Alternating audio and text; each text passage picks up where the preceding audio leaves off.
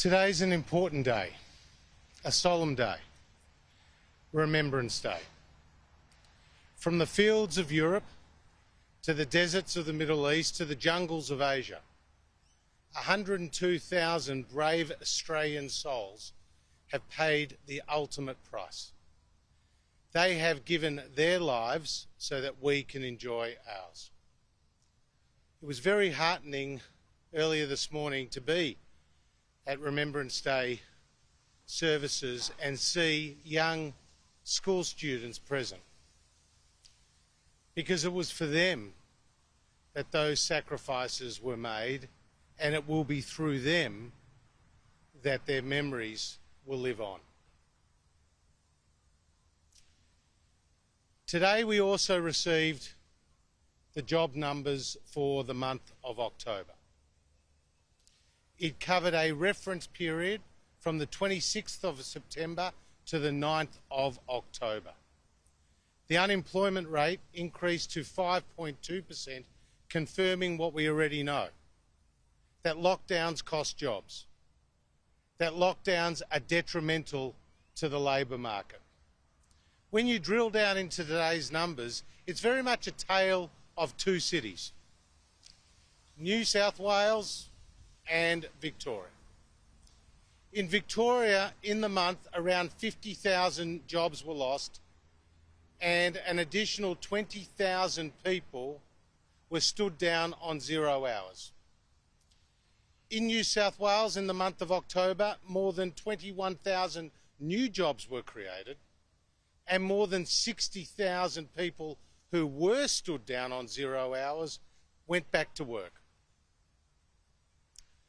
It's very important to note that when this data was taken more than a month ago,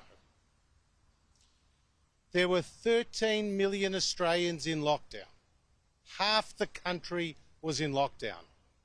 Since that data was taken more than a month ago, the economy has turned the corner. Business and consumer confidence are both up. Business confidence back to where it was in April.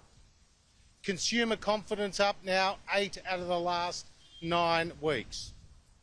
Job ads are more than 30% higher than they were at the start of the pandemic and at a 12-year high.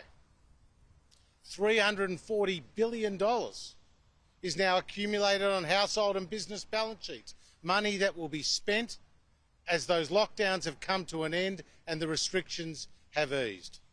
Indeed, consumption in New South Wales and Victoria has been up $150 million a day since those lockdowns have ended. And we've also seen in the most recent economic forecasts from the Reserve Bank of Australia that they've upgraded their economic outlook, where economic growth has gone from being expected to be 4.25% next year to 5.5%. And importantly, the Reserve Bank is expecting unemployment to be below 5% by year end, and then to stay in the 4s for some time.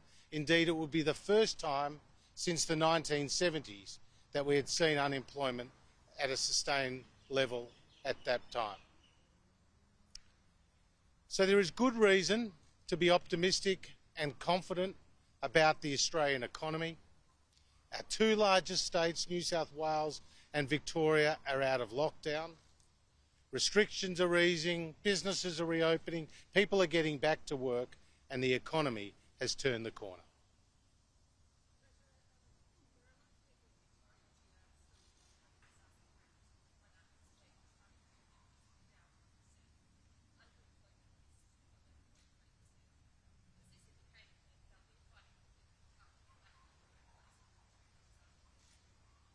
Well, the good news is that the restrictions have now eased in Victoria as we've hit those vaccination rates of 70 and now 80% plus.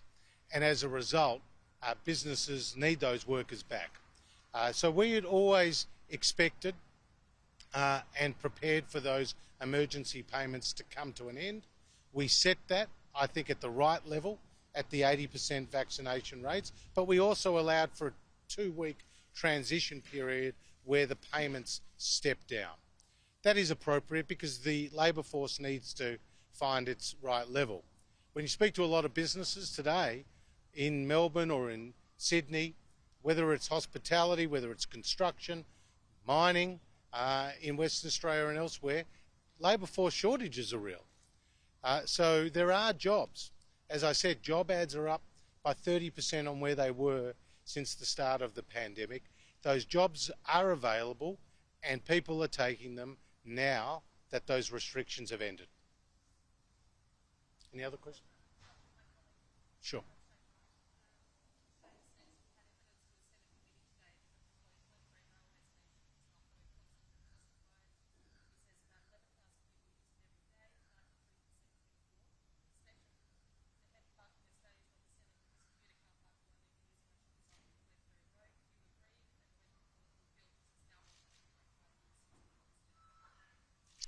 Well, we're determined to see it built. And of course, there was a business case that was undertaken and thousands of cars go along that strip every day.